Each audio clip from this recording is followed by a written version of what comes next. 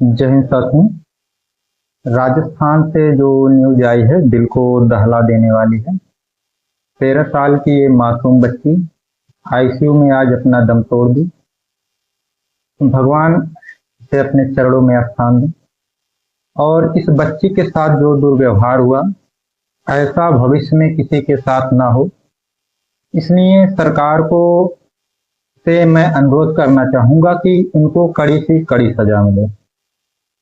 ये जो मासूम बच्ची थी 13 वर्षीय, इसका अपहरण हुआ।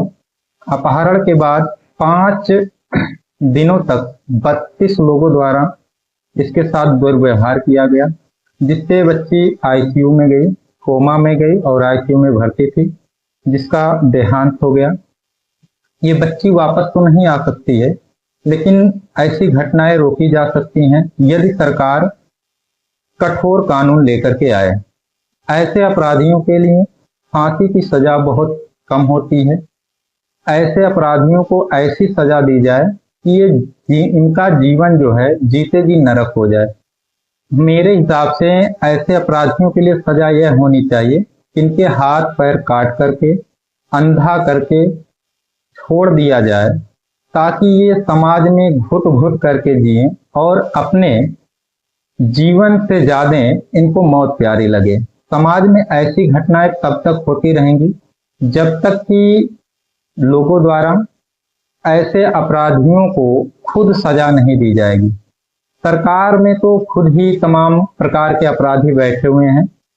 अब बेटी बचाओ बेटी पढ़ाओ नारा नहीं, एक वार्निंग लगती है कि हमको बेटी को पढ़ाना भी है, बेटी को बचाना भी है। जब तक समाज में ऐसे दरिंदे जीवित रहेंगे, समाज में ना तो बेटियां बचेंगी, जब बचेंगी नहीं तो पढ़ेंगी क्या। और कभी कभी घटनाएं ऐसी आती हैं जिनमें बेटियां बहुत पढ़ी लिखी होती हैं लेकिन वह सुरक्षित नहीं होती हैं। तो सरकार से मेरा यही अनुरोध है कि ऐसे लोगों के खिलाफ सख्त से सख्त कार्रवाई हो। और उन वकीलों से भी मेरा एक सवाल है कि जो लोग रेपिस्टों का केस लड़ते हैं, अगर उनकी बहन बेटी के साथ ऐसी घटनाएं हो तो क्या पैसे के लिए वे अपने बहन के खिलाफ, अपनी बेटी के खिलाफ रेपिस्ट का केस लड़ेंगे या अपने बहन का लड़ेंगे? पैसा कमाना जरूरी है, लेकिन इतना ईमान गिरा करके, इतना अपने आप को बेच करके पैसा कमाना ठीक नहीं होता। हमारे देश का दुर्भाग्य ऐसा है कि हमारे देश, जिसको कहा जाता है भारत महान, मेरा भारत महान, लेकिन क्या वास्तव में यह महान है? जिस देश में रेपिस्ट को वकील मिल जाए, आतंकवादी को वकील मिल जाए, ऐसा देश कभी महान नहीं हो सकता है, कभी विश्व गुरु नहीं बन सकता है। कागजों में हम चाहे जो कह लें, लेकिन जमीनी हकीकत कुछ और है। तो इस मासूम सी बच्ची को न्याय मिलना चाहिए। पुलिस ने अब तक 12 लोगों को गिरफ्तार किया है, 32 लोगों में से 20 अभी भी गिरफ्तार नहीं हुए हैं।